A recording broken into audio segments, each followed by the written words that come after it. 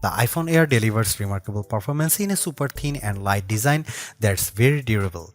I especially like getting A19 Pro power in something this compact, but you have to make some trade-offs for the steep $1,000 price. You get only a single rear camera, which means no telephoto zoom, ultra-wide or macro shots. And while the Air's battery life is solid, it's a few hours behind the iPhone 17 Pro Max. The iPhone Air represents the first major shakeup to the iPhone family in years. The Air replaces the iPhone 16 Plus in Apple's lineup, but it really stands on its own as a completely new device. In fact, the iPhone Air really feels like a blueprint for the future as Apple nears the 20th anniversary of the original iPhone. Measuring 5.6mm, the iPhone Air is the thinnest phone in the world that's not a foldable, and yet it feels very sturdy thanks to its titanium frame. I have literally tried to bend and break this handset and it stayed intact. The Air doesn't skimp on performance either, packing an A19 Pro chip for playing demanding games and taking advantage of Apple intelligence. So what's the catch with this super slim Air? There's only a single camera, and while the battery life is pretty solid for something this size, you get less endurance versus the iPhone 17 Pro models. But it might still be the best phone for you, depending on what you are looking for. Here is the pros and cons in my full iPhone Air review. The iPhone Air starts at $1,000 for 256GB of storage. That's $100 more than the iPhone 16 Plus, but Apple is betting that you will be willing to pay a premium for a phone that's this slim and portable. There is just one problem. The iPhone 17 Pro starts at $1,099, which is just $100 more for a phone with triple cameras, a bigger battery, and an A19 Pro chip with an extra GPU core and vapor chamber cooling for better sustained performance. So you should really think about whether this stunning design is worth it. The iPhone Air has a release date of September 19. The iPhone Air is so thin and light that you are worried for its safety when you see it from across the room, but you will feel reassured when you put it in your hands. Measuring just 5.64mm thin, the iPhone Air edges out the Samsung Galaxy S25 Edge for the thinnest phone we have tested. The Air is so thin, in fact, that you might forget it's in your front pocket. Well, the whole device isn't this thin. The plateau or camera bump runs across the top of the device and jutes out. At least it doesn't wobble on a table when you press down. Apple purposely crammed all the major components into this area to make room for a larger battery down below.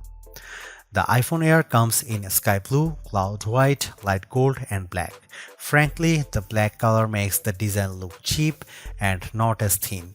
I preferred the sky blue model I tested, which does a better job of showing off the Air's thin profile. Some have complained that the titanium frame is too shiny, but I don't agree. If you are worried about the durability for a phone this thin, I think you can rest easy. I saw a demo that simulated a band with 130 pounds of force, and the iPhone Air shrugged it off. To further fortify the iPhone Air, Apple equipped the phone with a Ceramic Shield 2 display with 3x the scratch resistance of the previous technology and the Ceramic Shield back that's 4x more crack resistant than glass. It is worth noting that the iPhone Air has a single speaker integrated into the earpieces compared to dual speakers for the iPhone 17 and 17 Pro series. During my testing, the Air's speakers got plenty loud when listening to Apple Music, but it did sound tiny at max volume.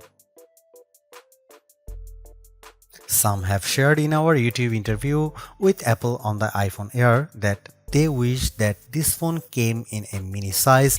I say there is no need, you get the best of both worlds with this device, a large 6.5-inch display in a very pocket-friendly size. And it's a pretty damn good ProMotion screen, 2 with a rated maximum outdoor brightness of 3000 nits, a 1 to 120 Hz refresh rate, and anti-reflection tech built in. Outdoors, I put the iPhone Air up against the Galaxy S25 Edge, playing the same Begonia trailer, and Emma's tone looked brighter, plus there was less glare. The iPhone Air didn't perform quite well as in our lab testing, covering less of the DCI-P3 color space and turning in a slightly worse Delta E accuracy score. The iPhone Air features a single 48 megapixel fusion camera with 2x optical quality zoom. No telephoto, no ultra-wide, but it is a pretty strong performer based on my testing. Just don't expect much more from the 10x digital zoom. The iPhone Air does bring some cool new camera features to the table that are also available on the iPhone 17, 17 Pro and 17 Pro Max. This includes an 18 megapixel center stage front camera that leverages a square sensor to let you shoot landscape selfies without having to flip the phone in your hand. Here are some camera samples of the new iPhone Air.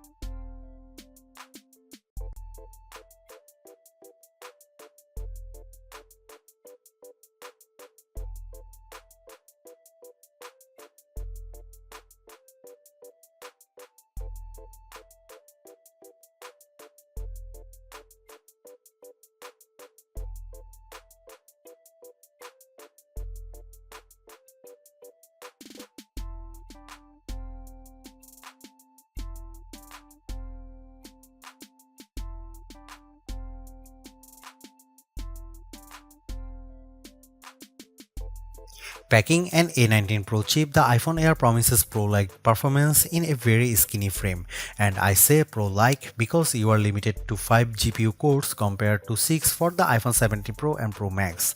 I enjoyed smooth performance when playing Destiny Rising, double jumping and using my grenade launcher on multiple enemies while enjoying crisp graphics.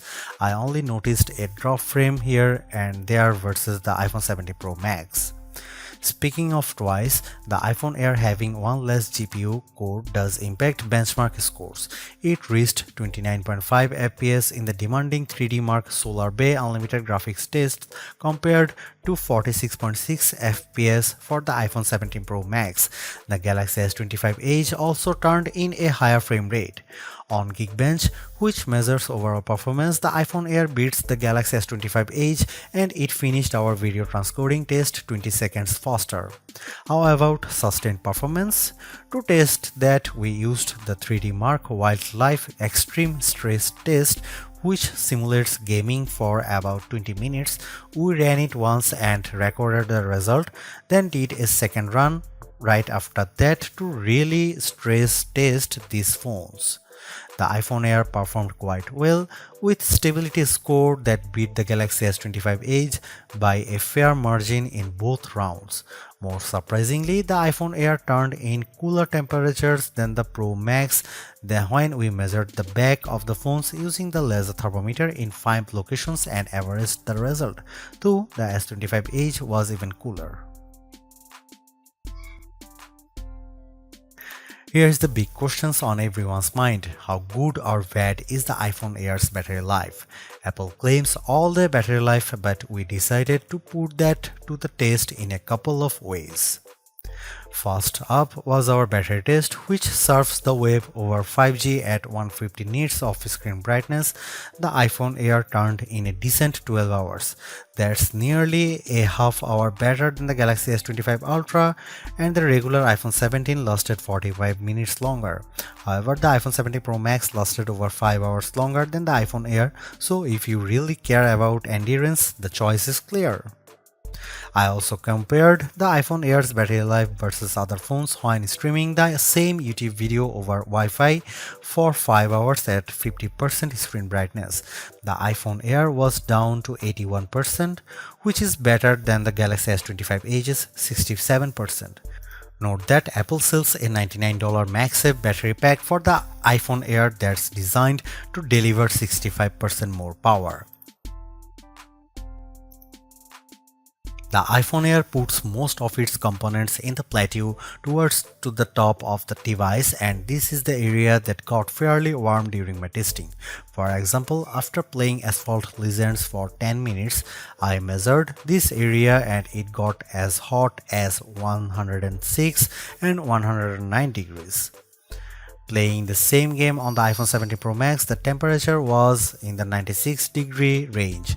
When performing other tasks, the iPhone Air mostly kept it cool, so your results will depend on the apps you are using. I am torn about the iPhone Air as its remarkable piece of engineering. This design is amazingly thin and light, and Apple deserves serious credit for making it so durable. It feels so strong, I don't think I would bother with a case. I also like how well the iPhone Air performs. No, it doesn't have the graphics might or sustained performance of the iPhone 17 Pro or Pro Max, but it's faster than the Galaxy S25 Edge and remains fairly cool under pressure, and it offers better sustained performance than Samsung's slim phone. However, I don't like the shoppers have to give up both an ultra-wide lens and telephoto zoom with the iPhone Air. At least Samsung gives you an ultra-wide camera that enables macro photography, but the iPhone Air's main 48 megapixel camera is very good overall. Apple left some other features on the cutting room floor as well, as such as fast charging and cinematic mode for video, so sometimes the Air feels more like an iPhone Lite. Overall, I think the iPhone Air is worth buying for those who want a super slim phone that's very easy to carry, that doesn't sacrifice too much on performance, but you will have to live with some trade-offs if you want something this compact.